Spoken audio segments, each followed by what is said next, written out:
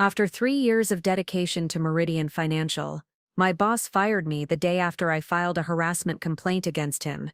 What he didn't know was that my best friend Detective Coleen Roman had been waiting for someone brave enough to speak up. When a terrified colleague whispered, "Be careful," as I cleaned out my desk, I knew something was deeply wrong. That night, I finally got into his locked office and discovered files that would destroy not just his career, but expose a systematic cover-up that had silenced dozens of women for years. By morning, everything he'd built would crumble, and justice would finally have its day. Before we jump back in, tell us where you're tuning in from, and if this story touches you, make sure you're subscribed, because tomorrow I've saved something extra special for you. The words hit me like ice water thrown in my face. "Louise, we've decided to terminate your employment effective immediately." Elliot Jerome sat behind his mahogany desk, his expensive suit immaculate, his expression cold and detached. The same man who had cornered me by the copy machine just 2 days ago, standing close enough that I could smell his cologne, whispering about how dedicated employees sometimes get special recognition. The same man whose hand had lingered too long on my shoulder during yesterday's meeting, his fingers tracing patterns that made my skin crawl. I stared at him, my mind reeling. "I don't understand. My performance reviews have been excellent. The Henderson account I closed last month brought in over $200,000. His smile was thin, practiced. "This is a restructuring decision. We're eliminating redundancies in the sales department." Redundancies, the word tasted bitter. I'd been the top performer in our division for 18 months straight. I'd single-handedly saved 3 major client relationships that his incompetence had nearly destroyed. And now, less than 24 hours after I'd filed a formal complaint with HR about his inappropriate behavior, I was suddenly redundant. "This is retaliation," I said, my voice steadier than I felt. "I filed a complaint yesterday about what?" His eyes narrowed, and for just a moment, I saw something flicker across his face. "Fear." "I have no idea what you're talking about, Louise. This decision was made weeks ago." The lie rolled off his tongue so smoothly, I almost believed it myself.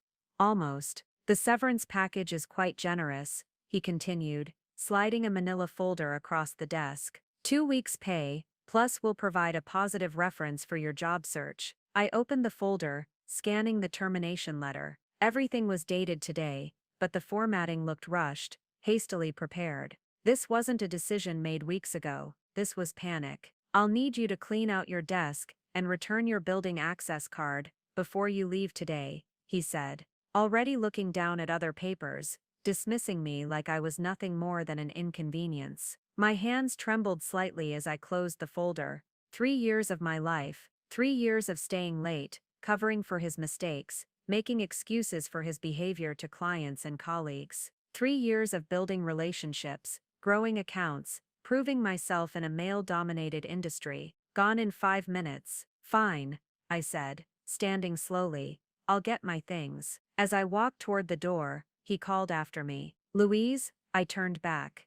"I trust you'll be professional about this transition. No need to upset the other employees with unnecessary drama." The threat was subtle but clear. "Keep your mouth shut, or things could get worse for you." I nodded once, not trusting my voice, and stepped out of his office. The familiar hum of the open floor plan felt surreal now. My colleagues were hunched over their computers, making calls, living their normal Tuesday morning while my world had just imploded. The walk to my desk felt like a funeral march. Every step echoed in my ears. I could feel eyes on me, curious glances from coworkers who probably wondered why I was carrying a cardboard box at 10 a.m. on a Tuesday. I sat down heavily in my ergonomic chair, the one I'd specifically requested after spending countless hours working late on Elliot's behalf. My hands moved automatically, pulling personal items from drawers. The small succulent plant my sister had given me for my birthday.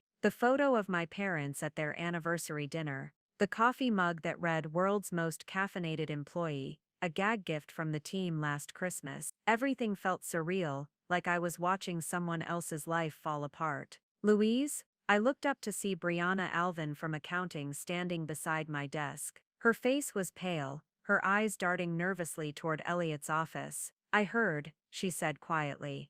I'm so sorry. I forced a smile. It's fine. Just business, right? She glanced around again, then leaned closer. Can I help you carry anything to your car? I was about to decline when something in her expression stopped me. There was urgency there, fear mixed with determination. Actually, yes, thank you. We worked in silence, packing the last of my belongings. The office felt oppressive now, like the walls were closing in. I could see Elliot through his glass door, on the phone, gesturing animatedly, probably already working on damage control, spinning the narrative to make my departure seem routine. As we walked toward the elevator, our footsteps muffled by the corporate carpeting, Brianna stayed close beside me. Other employees offered awkward smiles and half-hearted waves. Some looked genuinely sorry to see me go. Others seemed relieved, one less person to compete with for promotions and bonuses. The elevator doors opened, and we stepped inside.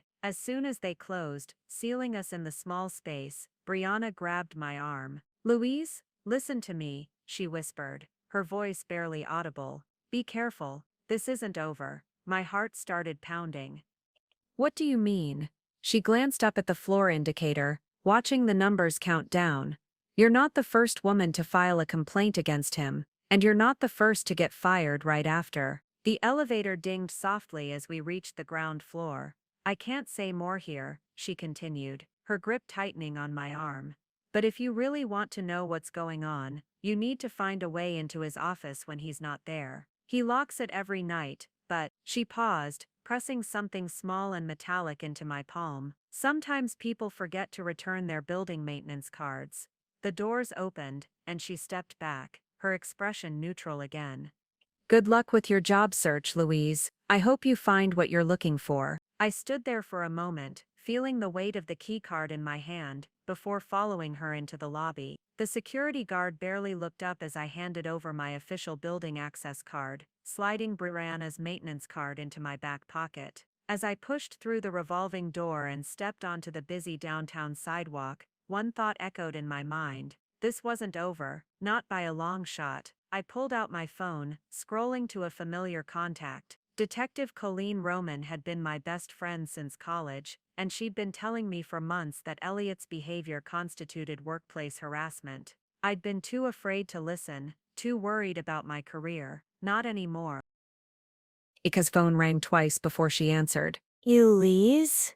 Shouldn't you be at work? Coleen. I said, my voice steadier than I'd felt all morning. I need your help, and I think you're going to want to hear this story. I stood on the sidewalk outside Meridian Financial, watching the familiar glass tower that had been my second home for 3 years. The autumn wind whipped through downtown, carrying the scent of coffee and exhaust fumes, but I barely noticed. My mind was spinning, processing what had just happened, and what Brianna had whispered to me in the elevator. Louise? Talk to me. What's going on? Colleen's voice through the phone was calm, professional, the same tone she used when interviewing witnesses. It grounded me, reminded me that I wasn't alone in this. He fired me, I said, my voice barely above a whisper. 24 hours after I filed the HR complaint, he fired me. Silence on the other end. Then, a sharp intake of breath. That bastard. Louise? This is textbook retaliation. You have grounds for a lawsuit. I closed my eyes, feeling the weight of the maintenance keycard in my pocket. It's more than that, Coleen. I think there are other women, other complaints that somehow disappeared. What makes you say that? I told her about Brianna's warning, about the keycard, about the fear I'd seen in her eyes. As I spoke, I noticed something else, the way other employees had looked at me as I packed my things. Not just sympathy, but recognition, like they'd seen this before. Louise, Coleen said when I finished, I want you to listen to me very carefully. Don't do anything rash, don't go back to that building tonight. Let me handle this through proper channels. But even as she spoke, I could hear the frustration in her voice. We both knew how these things went. Corporate lawyers, NDAs, settlements that buried the truth. By the time the proper channels processed anything, Elliot would have had months to cover his tracks. I hear you, I said, which wasn't the same as agreeing. Louise, preparing and narrating this story took us a lot of time. So if you are enjoying it, subscribe to our channel. It means a lot to us. Now back to the story. I have to go. I need to think. I hung up before she could argue further and began walking aimlessly through the city streets. The lunch crowd was emerging from office buildings, a river of suits and determined faces. I used to be one of them, checking my phone for urgent emails, grabbing a quick sandwich before rushing back to my desk. Now I was nobody, unemployed, blacklisted, probably, if Elliot had any influence in the industry. But as I walked, something else began to simmer beneath the shock and hurt. Anger, not the hot, explosive kind that makes you do stupid things, but the cold, calculating anger that sharpens your focus and clarifies your purpose. I thought about the other women Brianna had mentioned. How many had there been? How many had filed complaints only to find themselves suddenly redundant, or not the right fit, or any of the other corporate euphemisms for shut up and go away? My phone buzzed. A text from my sister. Hey, how's work? Still dealing with that creepy boss? I stared at the message for a long moment. Even my family knew about Elliot's behavior. I'd been venting to my sister for months about his inappropriate comments, his boundary violations, his general creepiness. But I'd always followed up with excuses. It's not that bad. He's just old-fashioned. I can handle it. I typed back. Long story. We'll call you later. Another buzz. This time from my mother. Lunch tomorrow. I want to hear about your promotion prospects. The irony was bitter. My mother had been so proud when I got the job at Meridian Financial. Her daughter climbing the corporate ladder, breaking barriers in a male-dominated field. What would I tell her now? I found myself in Riverside Park, sitting on a bench overlooking the water. The afternoon sun was warm despite the autumn chill, and I watched joggers and dog walkers go about their normal lives. Everything felt surreal, like I was viewing the world through glass. My phone rang. Coleen again. I've been thinking, she said without preamble, about what you told me. Louise, I've handled enough sexual harassment cases to know the patterns. If there are other women, other complaints that got buried, there's going to be a paper trail. What kind of paper trail? Settlement agreements, NDAs, payoffs. These things don't just disappear, they get filed away somewhere, and if your boss is paranoid enough to fire you immediately after you filed a complaint, he's paranoid enough to keep records. I thought about Elliot's locked office, about the way he guarded his privacy, about the keycard burning a hole in my pocket. Coleen, hypothetically, if someone had access to his office. No, her voice was sharp. Louise, I know what you're thinking, and it's a bad idea. Breaking and entering, even with a keycard, is still a crime. Anything you found would be inadmissible in court, and you'd be facing charges. But if someone happened to find evidence of criminal activity, it would still be fruit of the poisonous tree. Louise, promise me you won't do anything stupid. I was quiet for a moment, watching a couple walk by hand in hand. I promise I won't do anything stupid. It wasn't technically a lie. What I was considering wasn't stupid, it was calculated. Risky, yes, but not stupid. Good. Look, I'm going to make some calls. I know people in corporate law, people who specialize in workplace harassment cases. We'll find a way to get to the truth legally. After we hung up, I sat in the park for another hour, thinking. Coleen was right about the legal risks. But she was also right about the patterns. Men like Elliot didn't just harass one woman, they were serial predators who relied on institutional power to protect them. As the sun began to set, I made my decision. I would go home, have a glass of wine, and think through everything that had happened. I would not drive back to Meridian Financial. I would not use the keycard in my pocket. I would not sneak into Elliot's office to look for evidence. I would be smart about this. But as I walked back to my car, I couldn't shake the image of Brianna's frightened face, or the way she'd whispered, "Be careful," like she was trying to save my life. Whatever was in that locked office, it was something worth destroying careers over. And if there were other women, women who had been silenced, paid off, or threatened into compliance, they deserved better than watching their predator continue his pattern unchallenged. I drove home slowly, my mind already working through the logistics. Building security, camera locations, the best time to avoid detection, not because I was planning anything, I told myself, just because I was thorough by nature.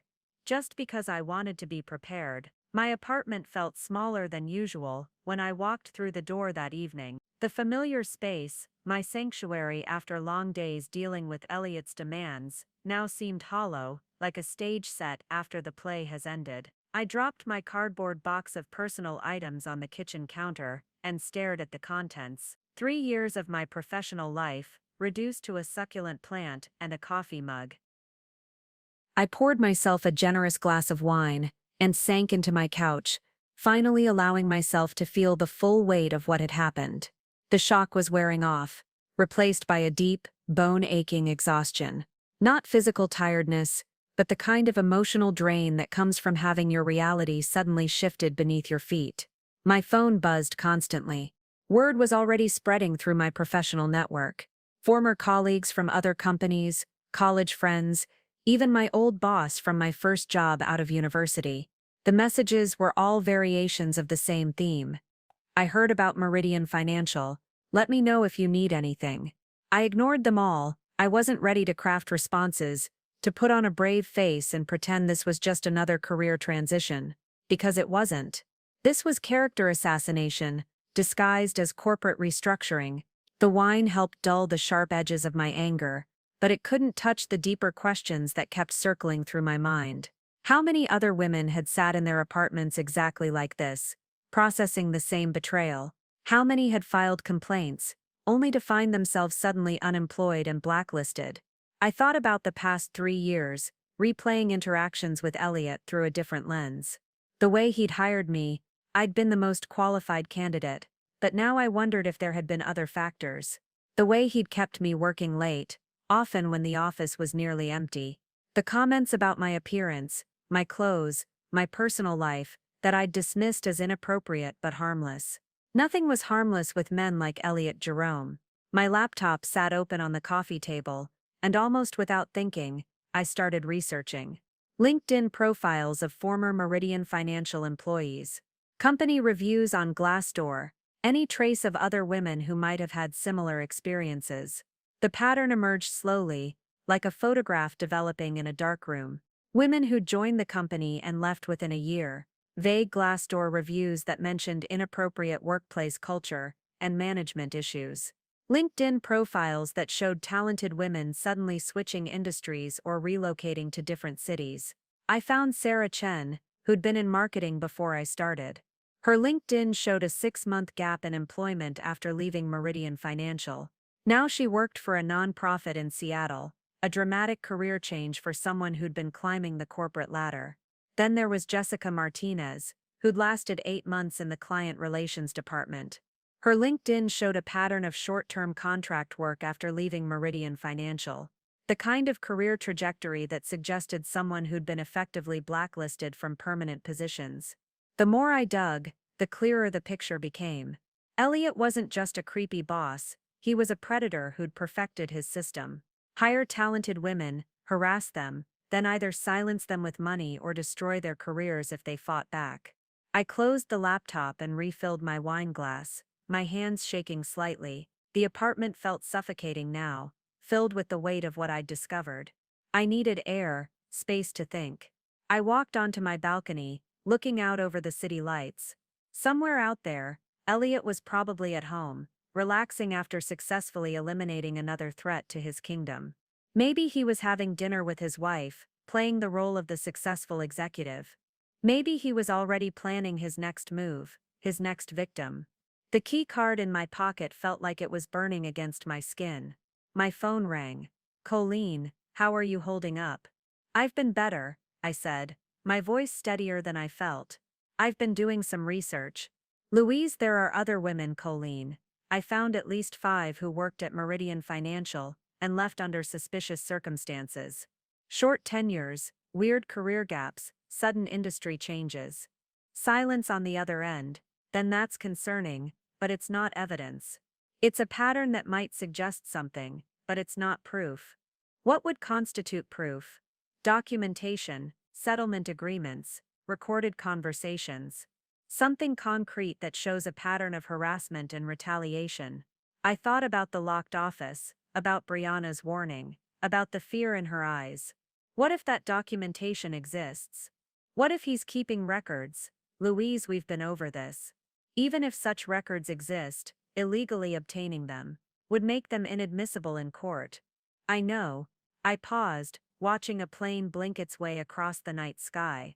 But what if someone found evidence of ongoing criminal activity? What if this isn't just about past harassment, but about current threats or intimidation? Then that person would need to contact law enforcement through proper channels and let professionals handle it. Right, proper channels. I took a sip of wine, tasting the bitter irony.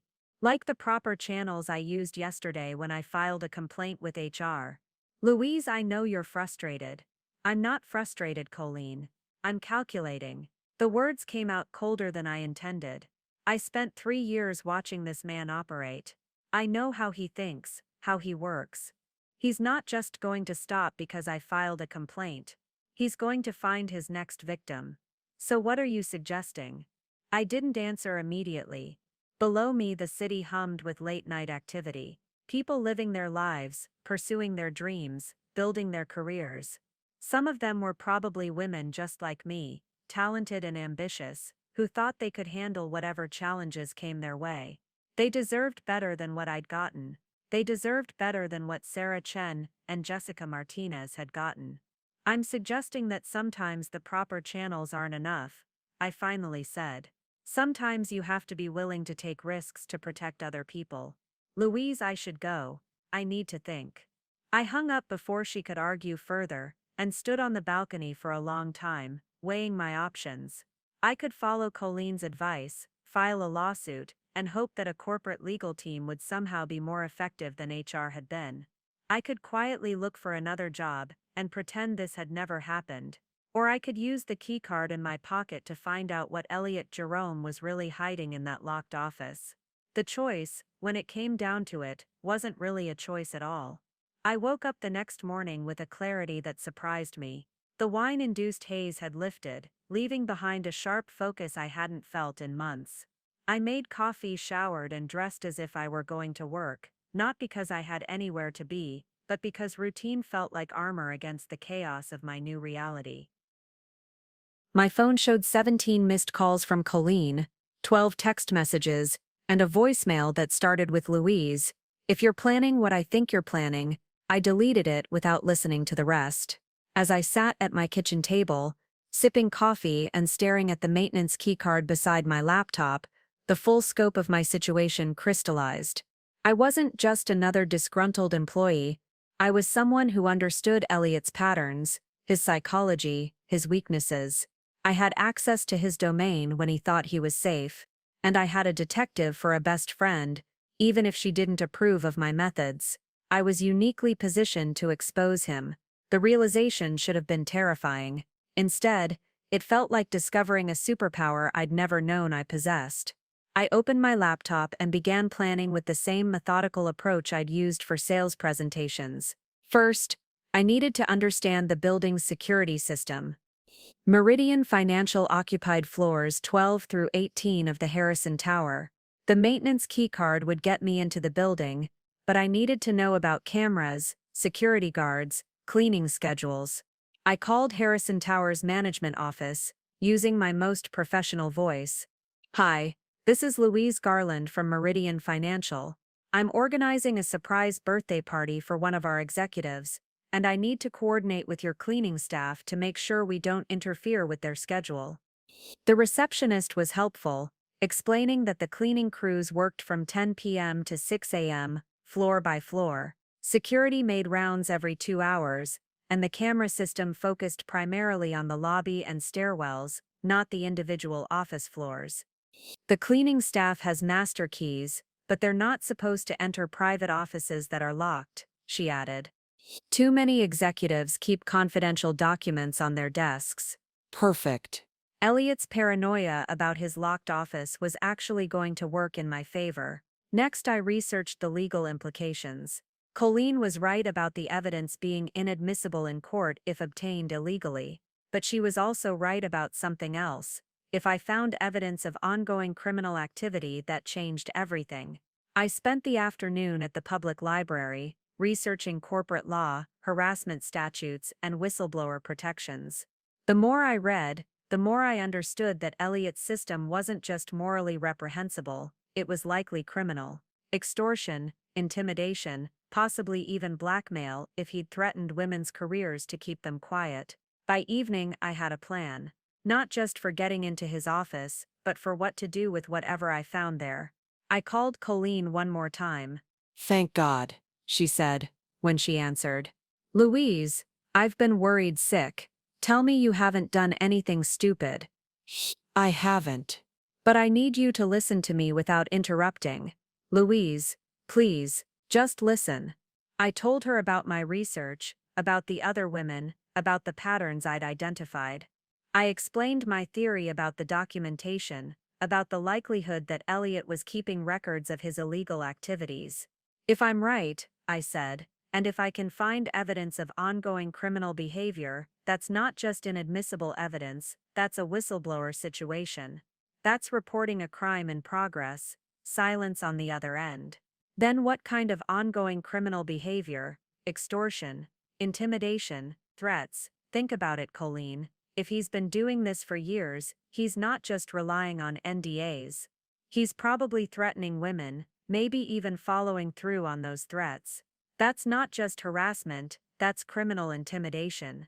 Louise, you're speculating. You don't know. I know enough. I paused, choosing my words carefully. I know that Brianna Alvin was terrified when she warned me. I know that she risked her job to give me that keycard. I know that she said I wasn't the first woman to get fired after filing a complaint. That's still not evidence of criminal activity. No, but it's evidence that someone inside the company believes there's something worth exposing, something worth taking risks for. Another long pause. Louise, even if you're right, even if you find evidence of criminal activity, you could still be charged with breaking and entering. And anything you find might be ruled inadmissible because of how you obtained it. But if I report it to the police as a concerned citizen who discovered evidence of ongoing crimes, it would depend on the specific circumstances and the quality of the evidence. I could hear her thinking, could almost see her working through the legal implications. Coleen was a good detective precisely because she understood the gray areas, the spaces between strict legal procedure and practical justice. Louise, I can't officially encourage you to do this, but if you were to hypothetically discover evidence of criminal activity, and if you were to immediately report it to law enforcement, and if that evidence suggested ongoing threats to other potential victims, hypothetically, that might change the legal calculus. Especially if you could demonstrate that you had reasonable cause to believe crimes were being committed, and that immediate action was necessary to prevent harm to others. I smiled for the first time in days. That's all I needed to know. Louise, wait, if you're really going to do this, you need to be smart about it. Document everything. Timestamps, photographs, detailed notes, and if you find anything at all, you call me immediately. Don't try to handle it yourself. I understand, and Louise, be careful. If you're right about this man, if he's as dangerous as you think, he won't hesitate to escalate if he feels cornered. After we hung up, I sat in my apartment as darkness fell outside. The keycard lay on my coffee table, innocuous and small, but it felt like holding lightning in my palm. I wasn't just a fired employee anymore. I was a woman with a mission, a plan, and most importantly, a way inside. Tonight, I would discover what Elliot Jerome was really hiding in that locked office. And tomorrow, his world would begin to crumble. The Harrison Tower looked different at night. During the day, it was a bustling monument to corporate success, filled with the energy of ambitious professionals climbing their respective ladders. At 11 p.m., it was a hollow shell of glass and steel, most of its windows dark, security lighting casting long shadows across the marble lobby. I sat in my car across the street, watching the building's rhythm. The security guard made his rounds every 2 hours, just as the management office had confirmed. At 10:30, I'd seen him disappear into the elevator, heading up to check the upper floors. He'd return to his desk in the lobby 20 minutes later. I had a 40-minute window before his next round. My phone buzzed. A text from Coleen, "Are you sure about this?" I typed back, "Too late to stop me now." Be smart. Be safe. Call me the moment you're out. I slipped the phone into my pocket and checked my supplies one more time. Small flashlight, latex gloves, my phone with its camera ready, and a small notebook for detailed documentation. I dressed in dark clothing, not because I was planning to sneak around, but because I wanted to blend into the shadows if anyone saw me. The maintenance keycard felt warm in my palm as I crossed the street. The lobby was dimly lit, the security guard's desk positioned to overlook the main entrance. I could see him through the windows, reading a newspaper, his attention focused on something other than the side entrance that maintenance staff used. I walked confidently to the service door, swiped the keycard, and heard the soft click of the electronic lock disengaging. The door opened smoothly, and I stepped into the building's service corridor. My heart was pounding, but my mind was clear. I wasn't breaking and entering, I was investigating potential criminal activity with legitimate access. The distinction mattered, both legally and psychologically. The service elevator was older than the main passenger elevators, its walls covered in protective padding. I pressed the button for the 14th floor, where Elliot's office was located, and watched the numbers climb. When the doors opened, I stepped into a corridor I knew well, but it felt alien in the darkness. Emergency lighting cast everything in a green glow, and the familiar corporate carpeting muffled my footsteps. I moved quickly but quietly toward the main office area. The cleaning crew was on a different floor. I could hear the distant hum of vacuum cleaners somewhere below. They wouldn't reach the 14th floor for at least another hour, giving me plenty of time to work. Elliot's office was at the far end of the floor, behind frosted glass walls that bore his name in elegant lettering. During the day, those walls had always seemed like a symbol of success and authority. Now they looked like what they really were, a barrier designed to hide what happened inside. I approached the door, noting the high-end electronic lock that had replaced the standard office hardware. This wasn't just about keeping employees out during the day, this was about keeping secrets safe.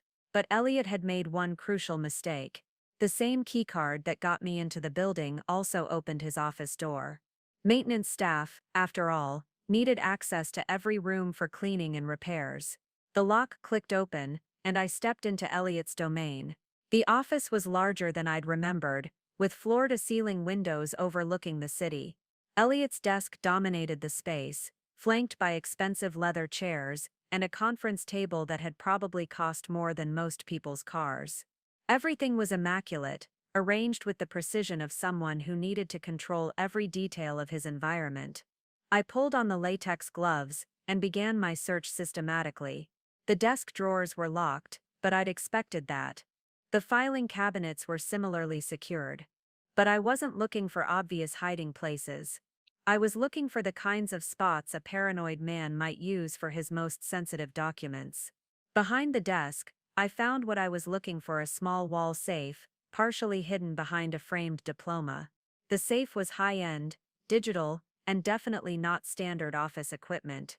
This was personal security, the kind you install when you have secrets worth protecting. I photographed the safe from multiple angles, documenting its location and model number. Getting into it would require professional help, but knowing it existed was the first piece of evidence that Elliot was hiding something significant. I continued searching, looking for anything that might give me insight into his system. In the conference table's built-in storage compartment, I found a small filing folder marked Personnel, Confidential. It wasn't locked, just tucked away where casual visitors wouldn't find it. Inside were copies of HR complaints dating back 5 years. Not just my complaint, but dozens of others. Sarah Chen's name was there, along with Jessica Martinez and women I'd never heard of. Each complaint was accompanied by handwritten notes in Elliot's precise script: resolved, reference letter provided, transferred to Seattle office, terminated, performance issues. My hands shook as I photographed each document. This was it, proof of a systematic pattern of harassment and retaliation. But as I read deeper, I realized this was just the tip of the iceberg. The real evidence was in that safe. and tomorrow, I would find a way to open it. I drove home with my mind racing, the photographed documents burning in my phone's memory like digital evidence of a crime that had been hiding in plain sight. The HR complaints were damning enough, but Elliot's handwritten notes revealed the true scope of his operation. This wasn't just harassment, it was a calculated system of predation and cover-up. Back in my apartment, I transferred the photos to my laptop and began analyzing them properly. The pattern was even worse than I'd imagined. 17 women over 5 years. Each complaint followed the same trajectory: initial harassment, formal complaint, immediate retaliation, and finally, silence through either termination or transfer. But the most chilling part was Elliot's notes in the margins. Next to Sarah Chen's complaint, he'd written discussed alternatives with R. Martinez, agreed to Seattle transfer plus compensation package. Next to Jessica Martinez's file, persistent required additional persuasion. See private files. Private files. The safe. I picked up my phone and called Coleen. It was nearly 1 a.m., but she answered on the second ring. Please tell me you're calling from your apartment. I'm home, and Coleen, I found something. I sent her the photographs and waited as she reviewed them. The silence stretched long enough that I wondered if the call had dropped. Jesus Christ, Louise. Her voice was tight with controlled anger. This is a smoking gun. 17 women, systematic retaliation, and evidence of some kind of additional coercion. This isn't just harassment, this is criminal conspiracy. There's more. He has a wall safe in his office, and his notes reference private files for the women who didn't quietly disappear. I think that's where he keeps the real evidence. Louise, you cannot go back there. Not alone. What you've found is enough to launch a formal investigation. We can get warrants, subpoenas. How long will that take? Weeks? Months? And what happens to the women who are working there now while we wait for the legal system to catch up? Louise, there's a new hire in the marketing department. Henrietta something. She started last month. She's young, ambitious, probably exactly the type he targets. How long before she becomes complaint number 18? The line went quiet. I could hear Coleen thinking, weighing her oath as a police officer against her friendship with me. What do you need? She finally asked. I need to get into that safe. And I need someone who knows what they're looking for when we find whatever's inside. Coleen. I can't do this alone. I need someone who understands evidence procedures, who knows how to document everything properly so it will hold up in court. Someone who can make sure this doesn't get buried in legal technicalities. Another long pause. Louise, I could lose my job. My career. Everything I've worked for. And if we do nothing, he'll keep destroying lives. How many more women have to suffer because we followed proper procedure? I heard her exhale slowly. I have a contact. Someone who specializes in corporate security, very discreet. He could get us into the safe without damaging anything inside. Someone you trust? Kirk Alvin.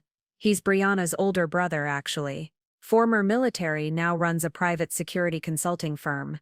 He's helped us with a few cases where we needed specialized access. The irony wasn't lost on me.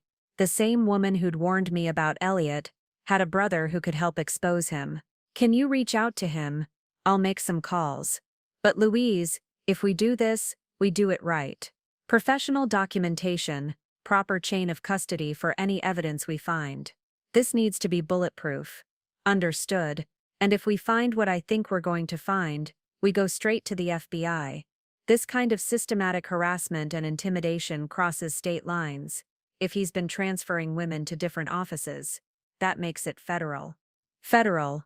The word carried weight I hadn't considered. This wasn't just about one company in one city. If Elliot had been operating across state lines, the scope of his crimes could be massive. There's something else, I said. The way he reacted when I filed the complaint. He was scared, but not surprised. Like he had a protocol for dealing with this exact situation. What do you mean? He knew about you. About the fact that I have a detective friend. When he fired me, he said something about not wanting unnecessary drama. But his reaction was too quick, too prepared. I think he researches the women he targets, looks for vulnerabilities or connections that might pose a threat. You think he's been investigating his own employees. I think he's been protecting himself by gathering intelligence on potential threats. Which means there might be files on all of us, not just the women who complained, but anyone who might have supported them. The implications were staggering. If Elliot had been conducting background investigations on his own employees, looking for leverage or weaknesses, the scope of his criminal behavior extended far beyond harassment. Louise, this is bigger than we thought. If he's been conducting unauthorized investigations, collecting personal information, using it to intimidate or coerce employees, then we need to get into that safe before he has a chance to destroy the evidence. I'll call Kirk tonight. Can you meet us tomorrow evening? Where? Somewhere safe. Somewhere we can plan this properly. I looked out my apartment window at the city lights, imagining all the women out there who were going to work tomorrow, trusting that their employers would protect them, believing that filing a complaint would lead to justice rather than retaliation. Yes, I said. Let's end this. The next morning, I woke to my phone buzzing insistently. 7 missed calls from an unknown number, 3 voicemails, and a string of text messages that made my blood run cold. Louise, this is Elliot. We need to talk. I know what you did last night. Security footage doesn't lie. Call me back. Now. My hands trembled as I listened to the voicemails. His voice was controlled, but I could hear the rage simmering beneath the surface. Louise, I'm disappointed. I thought we had an understanding. You got your severance package, a clean reference. But apparently that wasn't enough for you. A pause. I'm at the office now, reviewing some interesting security footage from last night. I think you'll want to see it. My office, 10 a.m. Don't make me come find you. I sat on the edge of my bed, my mind racing. Security footage.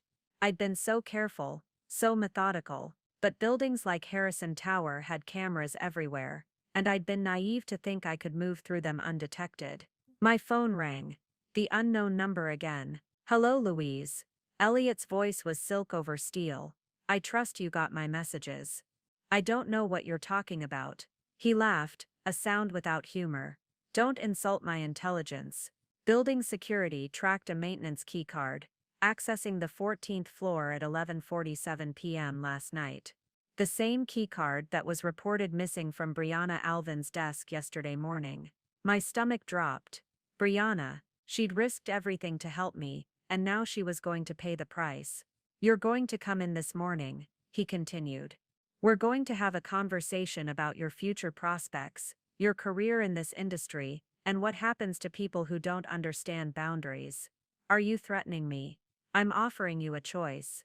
You can come in voluntarily, we can discuss this like adults, and maybe we can find a way to resolve this misunderstanding.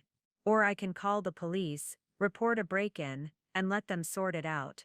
Your friend Detective Roman might find that professionally embarrassing. The threat was clear. He'd done his homework, knew about my connection to Coleen, and was prepared to use it against both of us. I'll be there, I said. Good, and Louise, come alone. No recording devices, no backup plans, just you and me, settling this once and for all. I hung up and immediately called Coleen. He knows, I said before she could speak.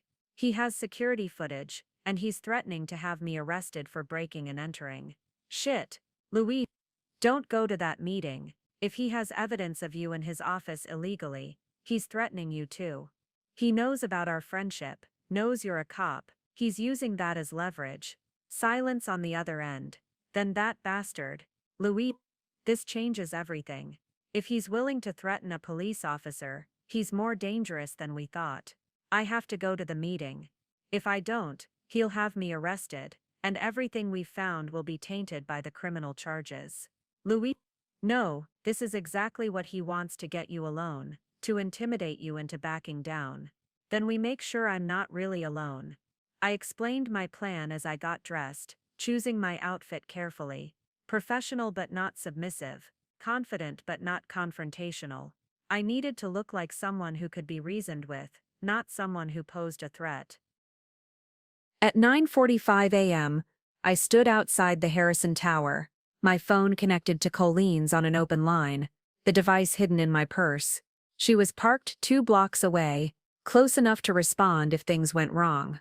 Remember, her voice crackled through my hidden earpiece, don't admit to anything. Let him talk. The more he reveals about his methods, the more evidence we have. I took the elevator to the 14th floor, my heart pounding but my mind clear. This was it. The final confrontation. Everything I'd worked for, everything I'd risked, came down to the next hour. Elliot was waiting in his office, seated behind his desk like a king holding court. He looked older than I remembered, stress lines around his eyes, but his smile was as predatory as ever. "Louise, thank you for coming. Please, sit." I remained standing. "Let's skip the pleasantries. What do you want?" Straight to the point. "I appreciate that." He opened a folder on his desk. "I want to understand why you thought breaking into my office was a good idea. I want to understand why you keep files on women who file harassment complaints against you." His smile faltered for just a moment. "I keep files on all personnel issues. It's standard corporate practice, including handwritten notes about providing additional persuasions to employees who don't quietly disappear." The silence stretched between us.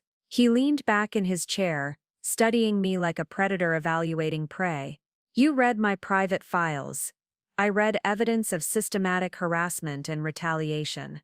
Evidence obtained through criminal trespass. Evidence that would never see the inside of a courtroom. We'll see about that." He stood up, walking around the desk to stand close to me. Too close. The same intimidation tactic he'd used countless times before. "Louise, you're a smart woman. Smart enough to know that this ends badly for you if you don't make the right choice. What choice is that? You apologize for your misguided investigation. You sign a more comprehensive settlement agreement. And you disappear quietly, just like the others. Or," his smile returned cold and certain, "or you find out what happens to women who don't know when to stop." The threat hung in the air between us like a toxic cloud. Elliot stood close enough that I could smell his expensive cologne, the same scent that had made my skin crawl during all those late-night strategy sessions over the past 3 years. "What exactly are you saying, Elliot?" I kept my voice steady, knowing Coleen was listening through the open line. "I'm saying that some women understand the game, and some don't. The ones who don't, well, they tend to have accidents. Career accidents. Personal accidents. Life has a way of becoming very difficult for people who don't know their place." My blood ran cold, but I forced myself to remain calm. "Are you threatening me? I'm educating you." He moved even closer, his voice dropping to a whisper. "Do you know what happened to Sarah Chen after she moved to Seattle? She had a wonderful job lined up at a tech startup. Very promising. Until someone made a few phone calls about her instability and professional misconduct. She's working retail now, Louise. Retail, after a master's degree from MIT. The casual cruelty in his voice made my stomach turn. But I could hear the confession in his words, the admission that he'd actively destroyed women's careers. "And Jessica Martinez?" I asked. Jessica was stubborn. She tried to find another job in the industry, kept pushing back against the narrative. It took 6 months, but eventually she got the message. Did you know she moved back in with her parents? 32 years old, living in her childhood bedroom, because nobody would hire her. You destroyed their lives. I protected my company. I protected the natural order of things.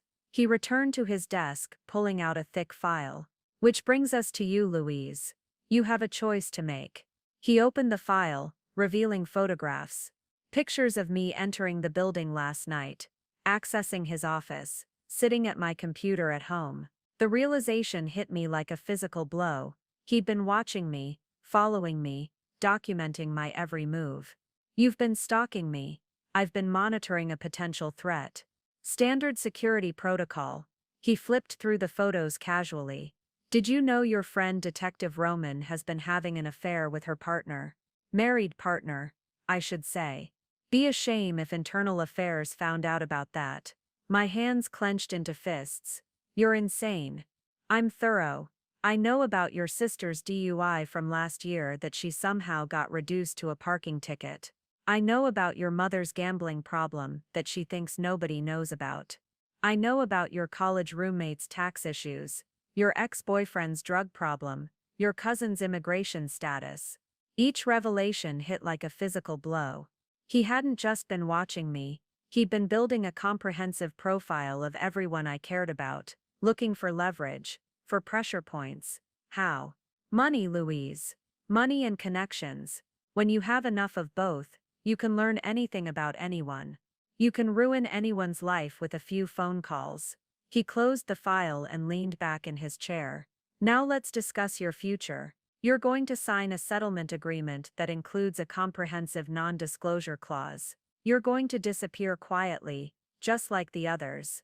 And in exchange, your friends and family get to keep their comfortable little lives.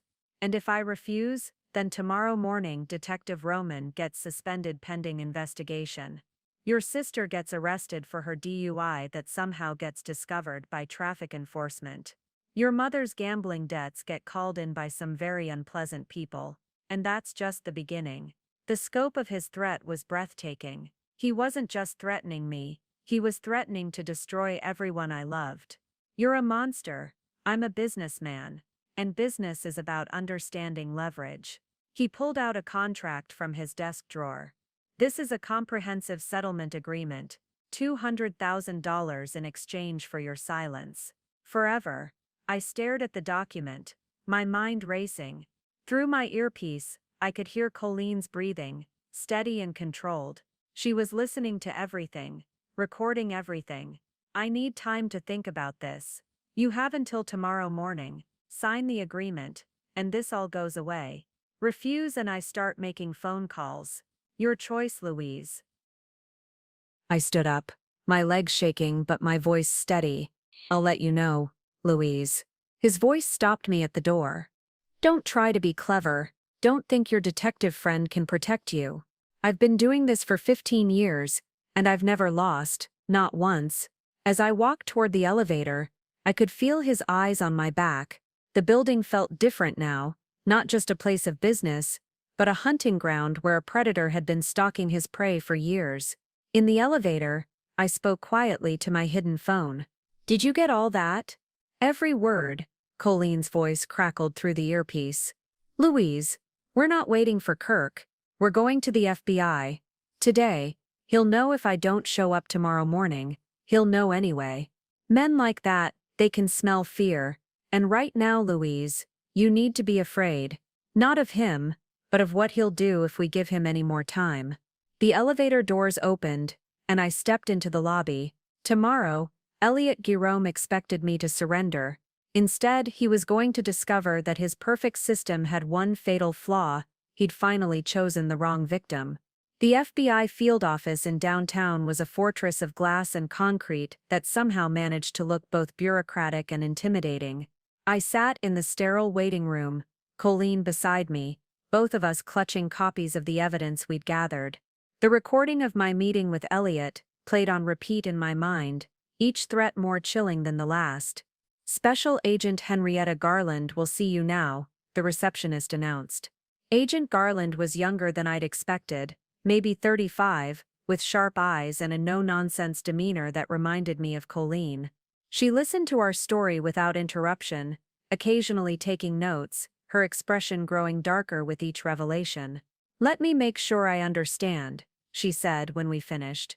You're alleging that Elliot Guillaume has been systematically harassing female employees, retaliating against those who complain, and using private investigators to gather blackmail material on potential threats to his operation. That's correct, I said. And I have recordings of him admitting to destroying women's careers and threatening to do the same to my friends and family. She played back portions of the recording, pausing at key moments. When Elliot's voice described how he'd ruined Sarah Chen's career prospects, Agent Garland's jaw tightened visibly. This is interstate criminal activity, she said finally. If he's been interfering with employment opportunities across state lines, using intimidation and extortion to silence victims, we're looking at federal crimes, multiple felonies. How long before you can act on this? Coleen asked. We'll need to move fast. If he suspects federal involvement, he'll destroy evidence. I'm going to get a warrant for his office, his computers, and that wall safe you mentioned. We'll execute it first thing tomorrow morning. I felt a surge of relief, but Agent Garland's next words brought me back to reality. Miss Garland, I need you to understand the risks. If Jerome realizes what's happening, he may accelerate his timeline for retaliation. You need to be prepared for him to follow through on his threats. What do you mean? I mean that men like this don't go quietly. When they feel cornered, they often lash out. You need to be vigilant, and you need to warn the people in your life who might be targets. We left the FBI office with a plan. Agent Garland would coordinate with the local police to ensure my safety, while also beginning the process of reaching out to other potential victims. The warrant would be executed at 6 a.m., before Elliot arrived at the office. But as we drove back to my apartment, my phone began buzzing with increasingly frantic messages.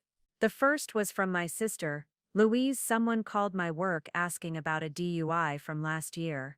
My boss is asking questions. What's going on? Then my mother, honey, I got a strange call from someone claiming to be from the IRS. They said there were irregularities in my taxes. I'm scared. Finally, a message that made my blood run cold. From Brianna Alvin, Louise, I'm in the hospital. Someone broke into my apartment last night. I think it was about the key card. Be careful. He's already started, I said, showing Coleen the messages.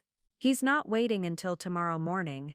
Coleen immediately called Agent Garland, while I tried to reach my sister.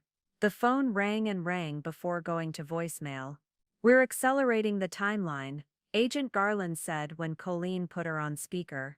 I'm getting an emergency warrant, we're going in tonight. But even as she spoke, I knew it might be too late. Elliot had 15 years of experience perfecting his system. He knew how to move fast, how to cover his tracks, how to make people disappear from the industry. My phone rang. Elliot's number. Answer it, Agent Garland instructed through the speaker. Keep him talking, we're tracing the call. I picked up with shaking hands. What do you want, Louise? His voice was calm, almost cheerful. I'm disappointed. I thought we had an understanding. I don't know what you mean. FBI agent Henrietta Garland, 34 years old, divorced, lives alone with a cat named Whiskers. Graduated from Georgetown Law before joining the Bureau. Should I continue? My heart stopped. He knew about our meeting. He knew about Agent Garland. How? I told you, Louise. I have connections. I have resources. And I have 15 years of experience dealing with women who don't know when to stop. You're finished, I said. Even if you know about the FBI, you can't stop what's coming. Can't I? His voice turned cold. Your sister Jessica just got fired from her job. Something about unreported legal issues. Your mother's about to lose her house. Seems her mortgage company just discovered some irregularities in her application from 10 years ago. Each word was like a knife. He was systematically destroying my family's lives while I listened helplessly. And poor Brianna Alvin, such a shame about her accident. Apparently she fell down the stairs in her apartment building. Clumsy girl. You bastard. I'm a businessman, Louise. And business is about sending clear messages. The message is simple, some fights you can't win. We'll see about that. Yes, we will. You have until midnight to sign that settlement agreement. After that, things get much worse for everyone you care about. The line went dead. I stared at my phone, rage and terror warring in my chest. Louise. Agent Garland's voice came through Coleen's phone. We're moving now. Emergency warrant approved. But I need you somewhere safe until this is over. No, I said. I'm not hiding. I'm going to finish this. The safe house was a nondescript apartment in Queens, but it felt like a prison. Agent Garland had insisted on protection detail after Elliot's threats escalated, and now I sat on an uncomfortable couch watching two federal agents coordinate the raid on Meridian Financial through encrypted radios. Alpha team in position, crackled through the speaker, building secured. No sign of the target. My stomach dropped. He's not there? Agent Garland frowned at her radio. Bravo team. Status on Jerome's residence? Negative. House is empty. Looks like he cleared out in a hurry. The reality hit me like a physical blow. While we'd been planning our careful legal approach, Elliot had been executing his escape plan. 15 years of criminal activity had taught him exactly how to disappear when the walls closed in. He's gone, I said, the words tasting like ash. He's destroying evidence and running. We'll find him, Agent Garland assured me. But Louise, this might actually work in our favor. Running makes him look guilty, and desperate men make mistakes. My phone buzzed with a text from an unknown number. Check the news. I turned on the television, flipping through news channels until I found what he wanted me to see. A breaking news banner scrolled across the screen, local detective under investigation for corruption. The anchor's voice was professionally neutral as she delivered the devastating news. Detective Coleen Roman of the Metropolitan Police Department has been suspended pending investigation into allegations of evidence, tampering and accepting bribes from criminal organizations. The investigation was prompted by an anonymous tip that included detailed documentation of Detective Roman's alleged misconduct. The room spun around me. This was Elliot's work, his final act of retaliation before disappearing. He was destroying Coleen's career, her reputation, everything she'd worked for. It's all fabricated, I said to Agent Garland. He's framing her. I know. But Louise, even fabricated evidence can destroy careers while we sort out the truth. He's playing a scorched earth strategy. My phone rang. Coleen's number. Louise, her voice was hollow, defeated. Did you see the news? I'm so sorry. This is my fault. No, it's not. It's his. But Louise, I'm radioactive now. I can't help you anymore. The FBI is distancing themselves from me until this gets sorted out. How long will that take? Months, maybe longer. He's good at this. Louise, the fake evidence he's created is sophisticated enough that it'll take time to debunk. I closed my eyes, feeling the weight of everyone I'd dragged into this nightmare. Brianna in the hospital, my family under attack, Coleen's career in ruins, all because I'd decided to fight back. There's something else, Coleen continued. The hospital called. Brianna's condition is worse than they initially thought. She's in a coma. The room went silent except for the hum of the radioed coordination. Another life destroyed by Elliot's machine. Agent Garland, one of the federal agents, called out. We've got a problem. Charlie team reports that the office safe is empty, completely cleaned out. What about his computers? Wiped, professional job. And there's something else. The building's security system shows multiple entries over the past week. Looks like he's been slowly moving evidence out of the building. He'd been planning this for days, maybe weeks. While I thought I was being clever, he'd been orchestrating his exit strategy. My phone buzzed again. Another message from the unknown number. Lobby of the Meridian building. Now come alone or your sister dies. I showed the message to Agent Garland. Her face went pale. We need to verify your sister's location immediately, she said, snapping orders to her team. 5 minutes later, the confirmation came through. Jessica Garland's apartment shows signs of forced entry. She's not there, and neighbors report seeing a van outside her building around 3 a.m. The final piece of Elliot's trap clicked into place. He hadn't just escaped, he'd taken hostages. Louise, you cannot go to that building, Agent Garland said. This is exactly what he wants. He's trying to draw you into a controlled environment where he has all the advantages. He has my sister, and if you go there, he'll have you too. Then he'll have 2 hostages, and all the leverage. But even as she spoke, I knew I didn't have a choice. The pattern was clear. Elliot escalated until his victims submitted or were destroyed. He'd proven he could reach anyone, anywhere. Running would only delay the inevitable. I'm going, I said, standing up. Louise, no, we can handle this professionally. We have protocols. Your protocols just got my best friend suspended and my sister kidnapped. I grabbed my jacket. I'm finishing this. Agent Garland stepped in front of me. I can't let you leave, then arrest me, but I'm not letting him destroy any more lives while we follow procedure. For a moment, we stared at each other. Then she stepped aside. Fine. But you're wearing a wire, you're taking backup, and you're following my instructions to the letter. Agreed. As the agents prepared their equipment, I stared out the window at the city lights. Somewhere out there, Elliot was waiting with my sister, confident that he'd finally broken me. He was about to learn that some women don't break, they explode. The lobby of the Meridian building was eerily quiet at 9 p.m. The usual bustle of corporate life had given way to an oppressive silence, broken only by the soft hum of security lighting and the distant sounds of traffic outside. I stood near the elevator bank, my heart pounding so hard I was sure the wire taped to my chest would pick up nothing but the sound of my own terror. Louise, Elliot's voice came from behind me. I turned to see him emerge from the shadows, near the building's main entrance. He looked different, older, more desperate, but somehow more dangerous. His usually immaculate appearance was disheveled, his tie loosened, his shirt wrinkled.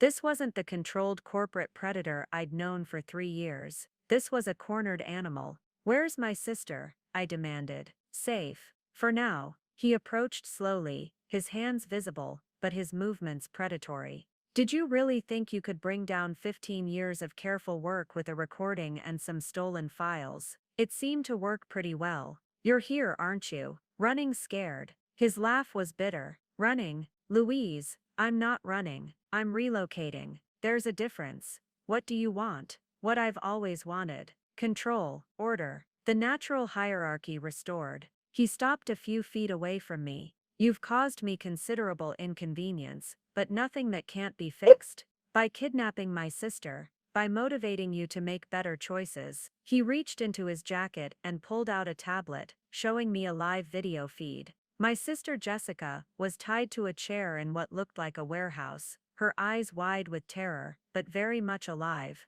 "She's unharmed," he said, "and she'll stay that way as long as you cooperate." Through my earpiece, I could hear Agent Garland's voice. "Keep him talking. We're triangulating the video signal." "What kind of cooperation?" I asked. "Simple. You're going to record a statement explaining that your allegations against me were fabricated. You're going to admit that you broke into my office, that you forged documents, that you conspired with your detective friend to frame an innocent man. Nobody will believe that." "They will when it's accompanied by your suicide note." His smile was cold, calculated. "Guilt-ridden woman takes her own life after false accusations destroy an innocent man's career. Very tragic, very believable." The scope of his plan hit me like a physical blow. He wasn't just trying to discredit me, he was planning to murder me and make it look like suicide. "You're insane. I'm thorough. Your death will accomplish several things. It discredits all evidence against me, it sends a clear message to other potential troublemakers, and it eliminates the one person who could testify against me.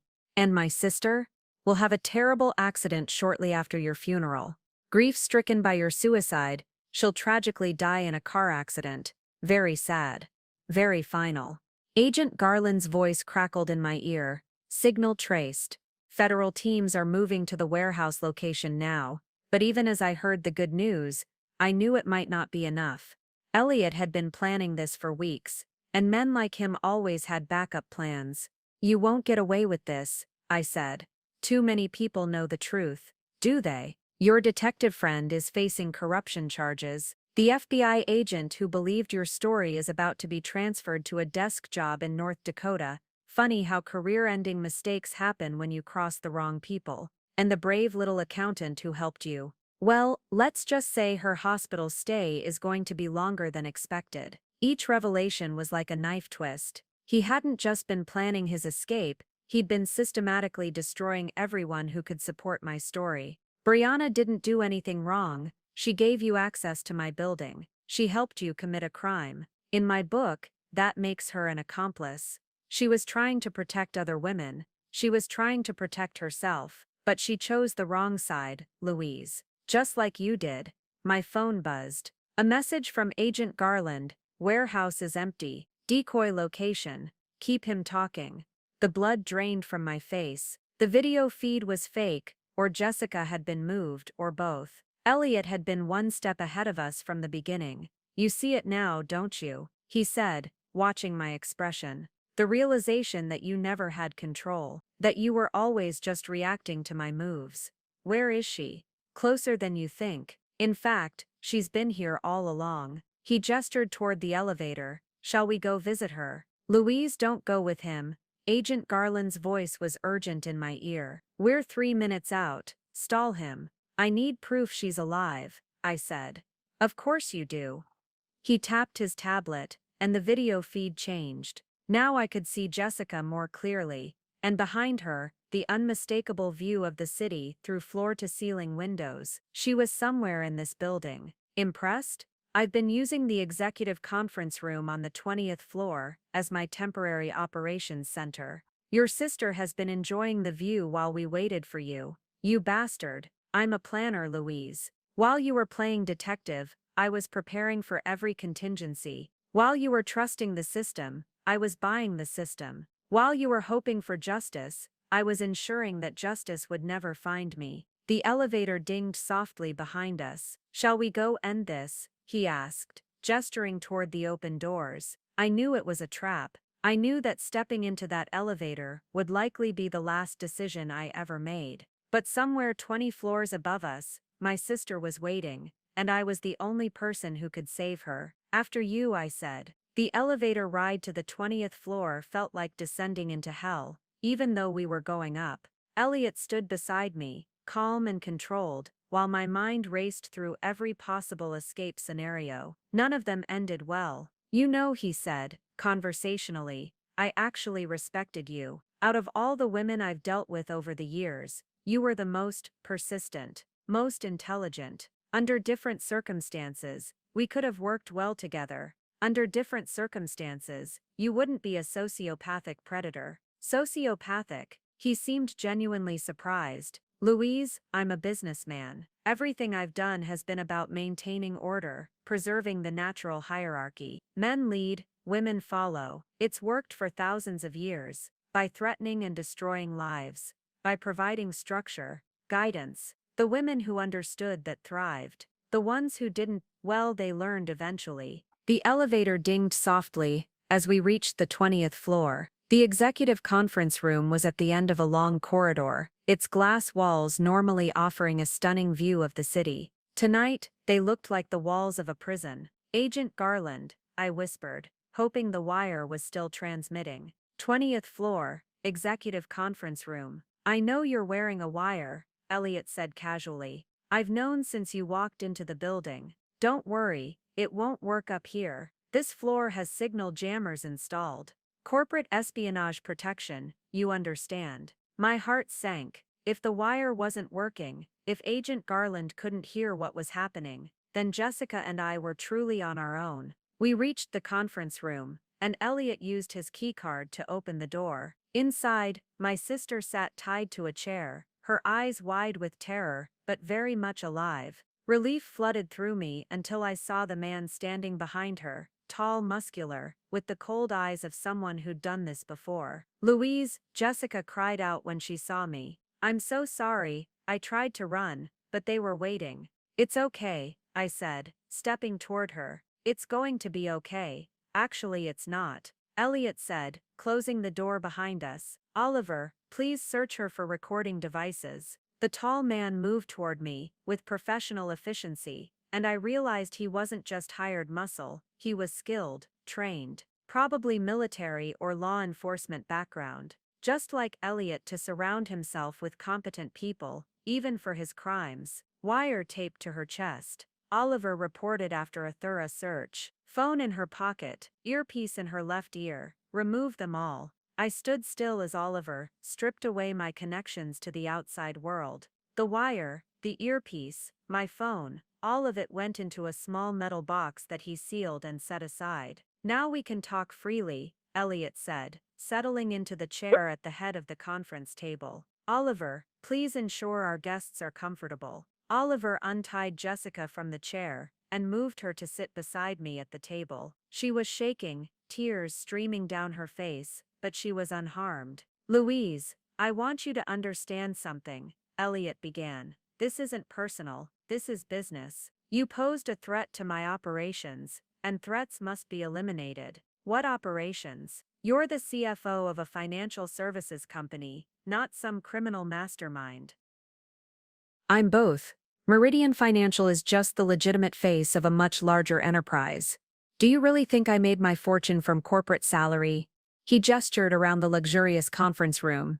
This lifestyle, this power comes from understanding what people want and providing it for a price. You're a pimp. I'm a facilitator. Wealthy men have needs, and I connect them with women who can meet those needs. The women get financial security, the men get companionship, and I get a percentage of the arrangement.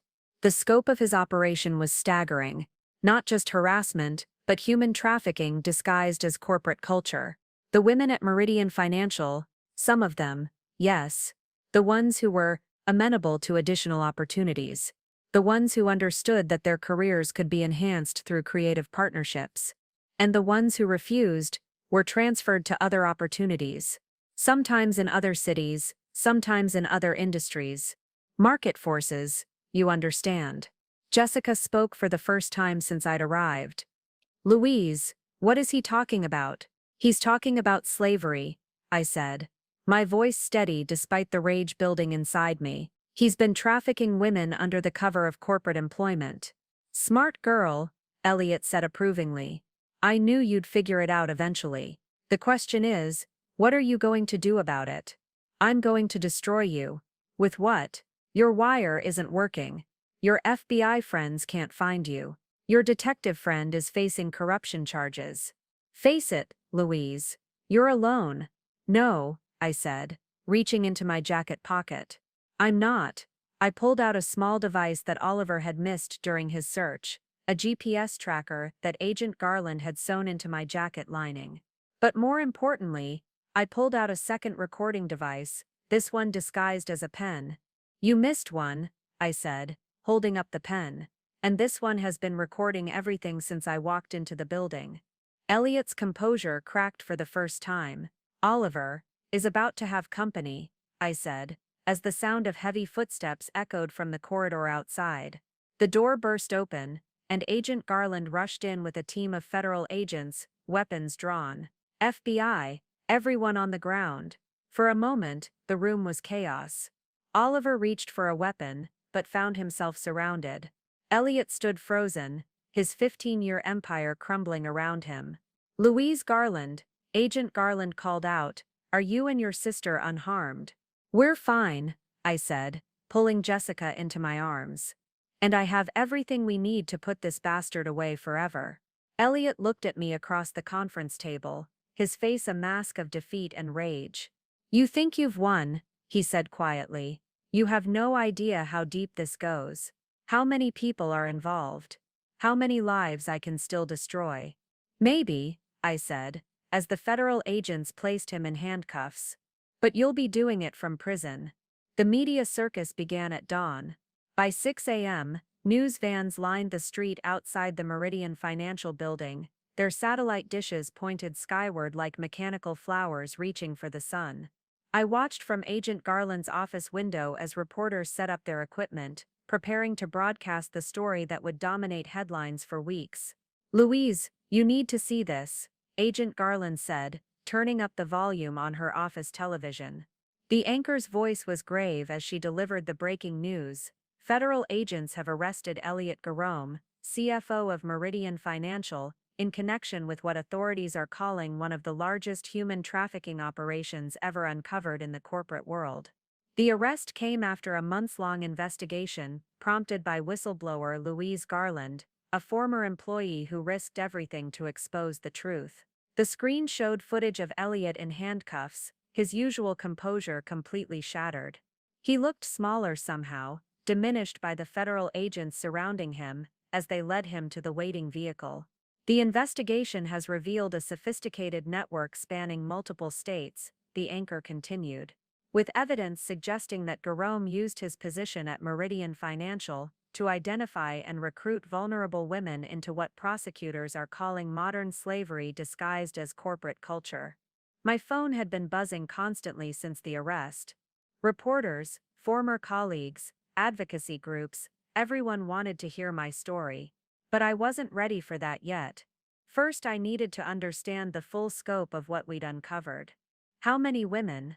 I asked Agent Garland. 43 confirmed victims across 6 states.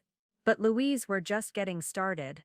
The files we found in his personal safe contain evidence of a network involving at least a dozen other companies, all using similar methods. The number hit me like a physical blow. 43 women, whose lives had been destroyed or derailed by Elliot's system. 43 women, who had trusted their employer to protect them, only to find themselves trapped in a nightmare. What about the other companies? We're coordinating with field offices in New York, Chicago, Los Angeles, and Miami. This is going to be a massive investigation, Louise. Your courage in speaking up has opened the door to taking down an entire network.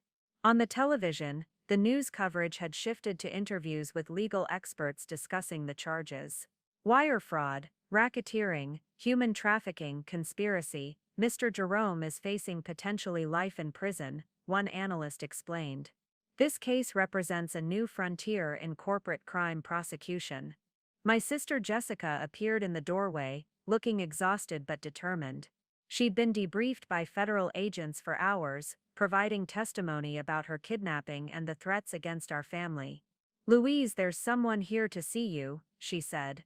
Behind her stood a woman I didn't recognize, mid-30s, professional but nervous, clutching a manila folder against her chest.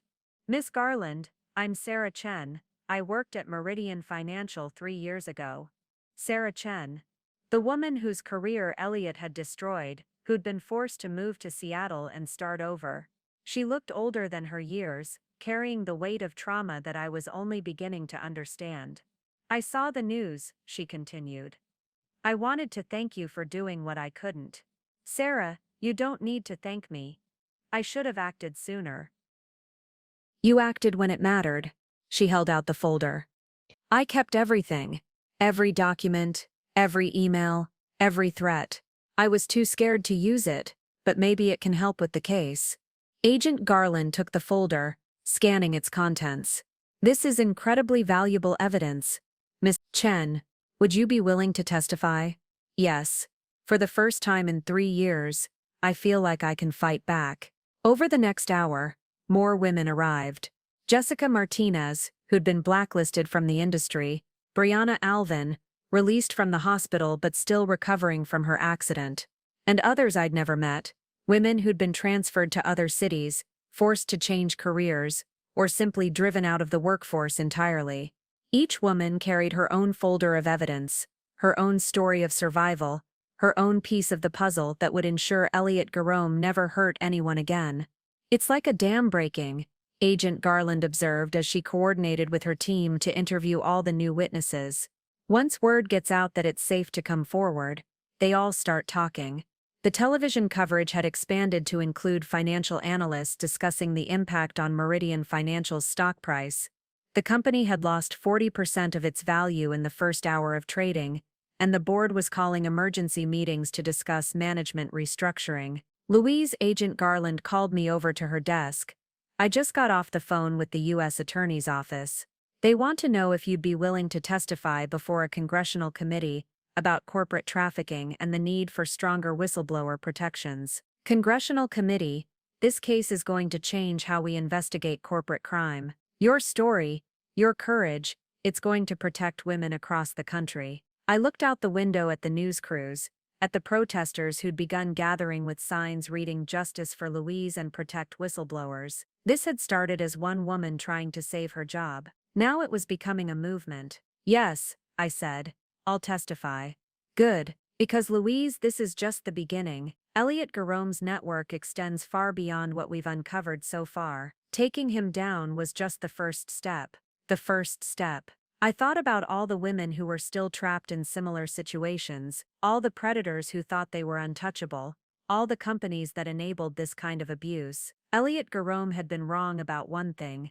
I hadn't just destroyed his empire, I'd started a revolution. The Federal Detention Center was a fortress of concrete and steel, designed to hold the most dangerous criminals while they awaited trial. I never thought I'd voluntarily walk into such a place, but here I was, sitting across from Elliot Jerome in a sterile visiting room, separated by reinforced glass. He looked terrible. The orange jumpsuit hung loose on his diminished frame, and his once perfect hair was disheveled and graying. But his eyes, those cold, calculating eyes, were exactly the same. Louise, he picked up the phone on his side of the glass. I wondered when you'd come. I needed to see you one more time. To gloat? To see the mighty fallen. His smile was bitter. Congratulations. You've destroyed everything I built. No, Elliot, you destroyed everything you built. I just helped the world see what it really was. He leaned back in his chair, studying me with the same predatory intensity he'd shown in his office. Do you know what you've cost me? Not just my freedom, but my legacy, my life's work. Your life's work was trafficking women, destroying careers, terrorizing anyone who tried to stop you. My life's work was maintaining order, providing structure, creating opportunities for women who understood their place in the world. Even now, facing life in prison, he couldn't see the truth of what he'd done. To him, the women he'd trafficked were willing participants. The careers he'd destroyed were necessary casualties. The lives he'd ruined were acceptable losses. The other women are testifying, I said. All of them. Sarah Chen, Jessica Martinez, 41 others. They're not afraid of you anymore. They should be. My network extends far beyond what you've uncovered. Even in here I have reach. Not anymore. I pulled out a newspaper and pressed it against the glass. The headline read, Meridian Network Collapses. Federal Raids Across 6 States Net 47 Arrests. His composure cracked just for a moment. Impossible. Your associates started talking the moment they were arrested. Turns out loyalty doesn't mean much when you're facing 25 to life. You have no idea what you've unleashed, he said, his voice dropping to a whisper. The people I worked with don't forgive. They don't forget. You think you're safe because I'm in here. I think I'm safe because the whole world is watching now. Because 43 women found their voices. Because the FBI has your entire network under surveillance. This won't end with my conviction. There are others, more sophisticated operations. You've just painted a target on your back. Maybe, but I'm not the frightened employee you fired 6 months ago. I'm the woman who brought down your empire. And if others want to test me, they'll learn what you learned. I stood up, preparing to leave. I didn't come here to gloat, Elliot. I came here to tell you that every woman you hurt, every life you destroyed, every career you ended, they all mattered. They all had value, and they all deserved better than what you gave them. Louise, I'm not finished. You told me once that I needed you, that I could never survive without your company. You were wrong. I not only survived, I thrived. And so will every woman who comes after me. I hung up the phone and walked toward the exit, leaving him behind the glass. At the door, I turned back one last time. He was still sitting there staring at me with those cold eyes. But for the first time since I'd known him, Elliot Jerome looked like what he really was, a small, pathetic man who'd built his power on the suffering of others. As I walked out of the detention center into the afternoon sunlight, I felt something I hadn't experienced in months, complete and total freedom. Elliot Jerome would spend the rest of his life in prison. His network was dismantled. His victims were finally getting justice. And I was done looking back. 6 months later, I stood in the marble lobby of the federal courthouse, watching the news crews pack up their equipment. The trial was over. Elliot Jerome had been sentenced to life in prison without the possibility of parole. The judge's words still echoed in my mind. This court has rarely seen such a systematic pattern of exploitation and cruelty. The sentence must reflect not only the crimes committed, but the message we send to others who would prey upon vulnerable women. Agent Garland approached me, her expression a mixture of satisfaction and exhaustion. It's over, Louise. Really over. What about the others? The network. 47 convictions across 6 states. The entire operation has been dismantled. More importantly, Congress passed the Corporate Accountability Act last month.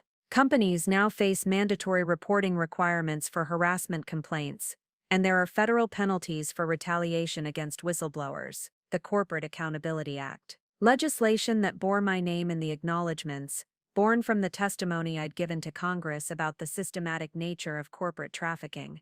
It wasn't just about Elliot anymore.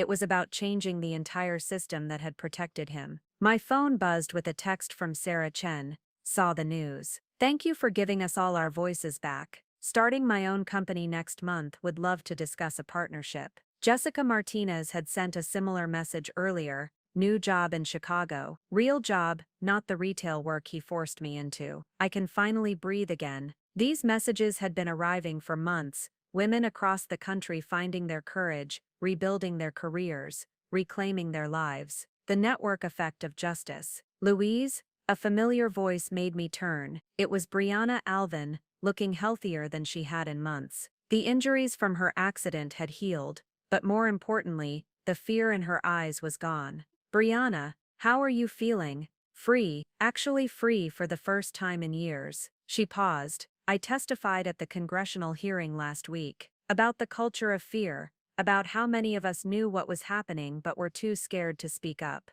You found your voice. You gave me permission to use it. All of us. She gestured toward the courthouse steps, where a small group of women stood talking. Former Meridian Financial employees, women from other companies in the network, survivors who'd become advocates. We're starting a foundation, support for women who want to report workplace harassment and trafficking, legal aid, counseling, career rebuilding. We want to call it the Louise Garland Foundation. The weight of that honor nearly brought me to tears. I'm not comfortable with.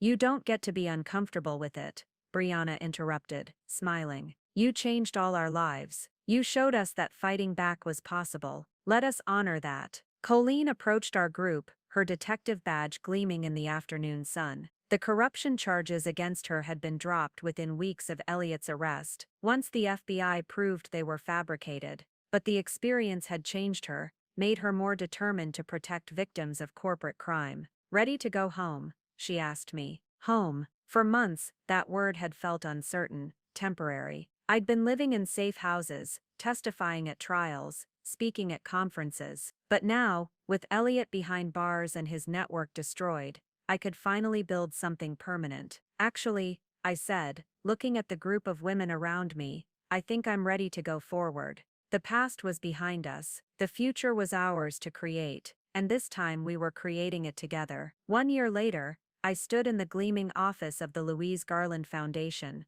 watching sunlight stream through windows that faced the same downtown district where Meridian Financial had once stood. The building had been demolished 6 months ago, replaced by a park dedicated to survivors of workplace violence. The foundation had grown beyond anything I'd imagined. What started as a handful of women supporting each other had become a national organization with offices in 12 cities. We provided legal aid, counseling, career rebuilding services, and most importantly, a safe space for women to find their voices. Louise, the Senate committee is ready for your testimony, my assistant informed me. I adjusted my jacket and walked toward the conference room where senators waited to hear about the Corporate Trafficking Prevention Act, the next piece of legislation we were pushing to strengthen protections for vulnerable workers. The woman in the mirror looked different from the one who'd been fired 18 months ago. Stronger, more confident, but the biggest change wasn't visible. It was the knowledge that I'd found my purpose. My phone buzzed with updates from foundation chapters across the country.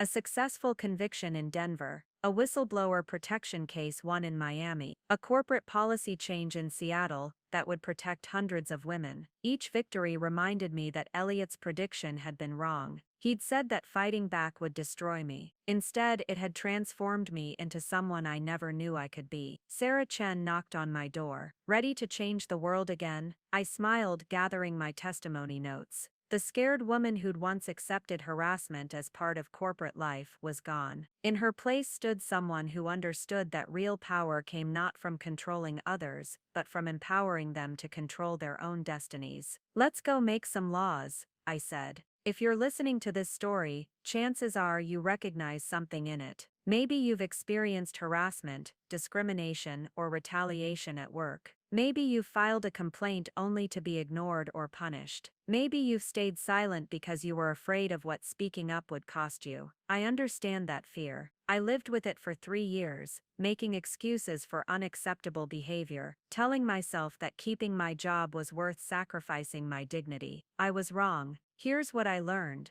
they count on your silence. They depend on your fear. They build their power on your belief that you're powerless. But you're not powerless. You have more strength than you know. Standing up for yourself isn't easy. It requires courage, preparation, and often sacrifice. But the alternative, staying silent while others suffer, is worse. Every time you accept the unacceptable, you're not just enabling your own abuse, you're ensuring that the next person will face the same treatment. Document everything. Trust your instincts. Find allies who will support you. Remember that you're not alone, even when it feels like the whole world is against you. The system isn't designed to protect you, it's designed to protect itself. But systems can be changed. Laws can be written, cultures can be transformed. It starts with one person refusing to accept what's wrong. Your voice matters, your dignity matters. Your right to work without fear or harassment matters. Don't let anyone convince you otherwise. The choice is yours. You can stay silent and hope someone else will fight your battles. Or you can stand up and fight for yourself and others who need your courage. I chose to fight, and it changed everything. Now it's your turn. What will you choose? Up next, you've got 2 more standout stories right on your screen. If this one hit the mark, you won't want to pass these up. Just click and check them out. And don't forget to subscribe and turn on the notification bell so you don't miss any upload from us.